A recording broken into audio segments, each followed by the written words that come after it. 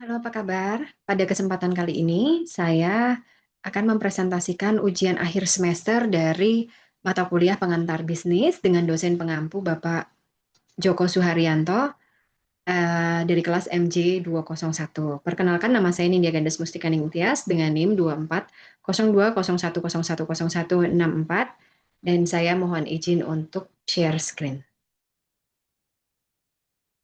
Baik, untuk ujian akhir semester ini, dosen pengampu kami, Bapak Joko Suharyanto, memberikan tema atau tugas untuk kami bisa memberikan usulan bisnis sederhana.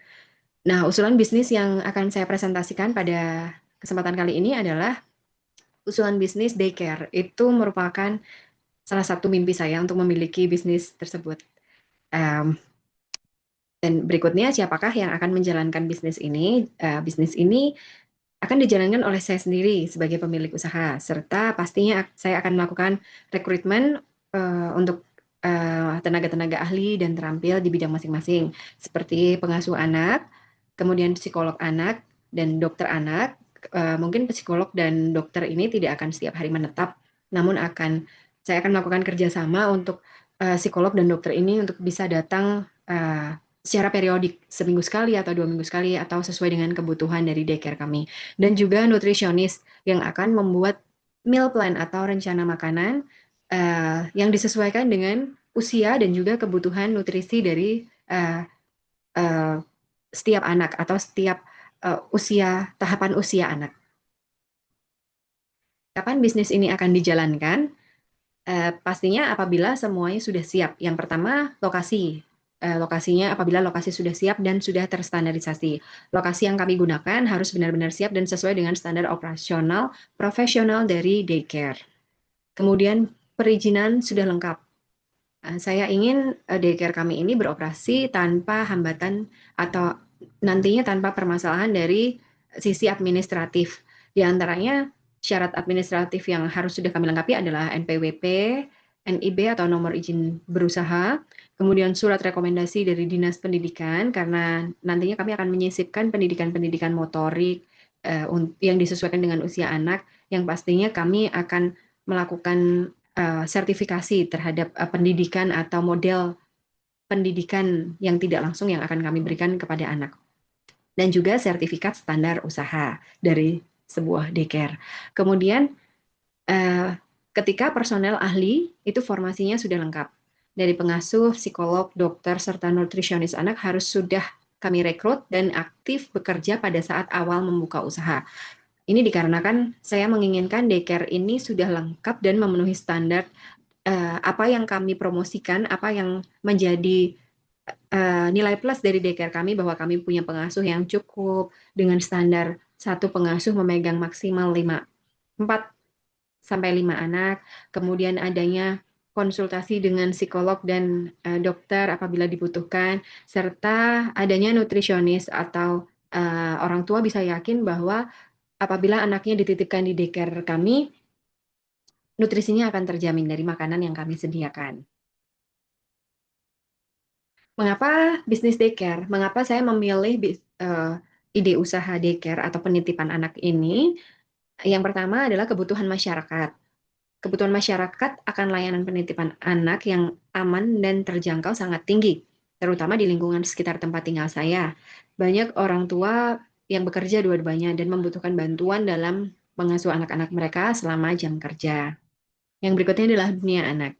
Saya memiliki ketertarikan dan kepedulian besar terhadap dunia anak-anak. Maka dari itu saya ingin menyediakan lingkungan yang nyaman dan penuh kasih sayang untuk anak-anak. Dan saya percaya dengan tim pengasuh yang nantinya saya rekrut yang pastinya sudah berpengalaman, saya bisa membangun layanan daycare yang profesional dan menyenangkan. Kemudian selain itu ada adanya manfaat sosial. Ya, saya melihat peluang bisnis ini sebagai usaha jangka panjang yang stabil serta memiliki manfaat secara sosial.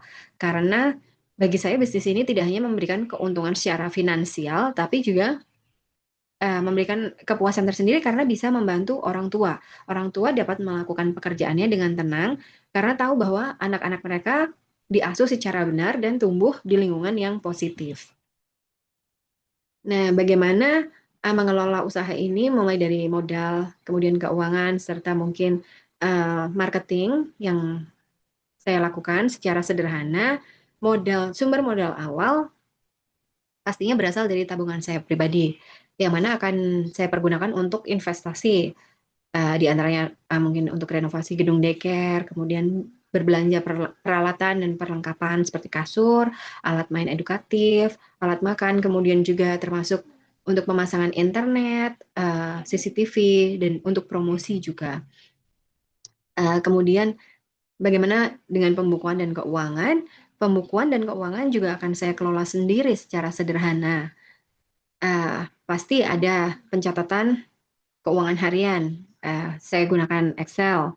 Kemudian saya akan untuk sementara ini karena belum ada akun sendiri, tapi nantinya saya akan mengadakan pemisahan dengan jelas antara pendapatan dan pengeluaran uang perusahaan dengan uang pribadi.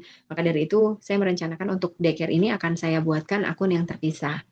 Kemudian evaluasi berkala untuk pastinya untuk mengetahui kondisi keuangan laba atau rugi serta dari situ saya bisa melakukan rencana pengembangan.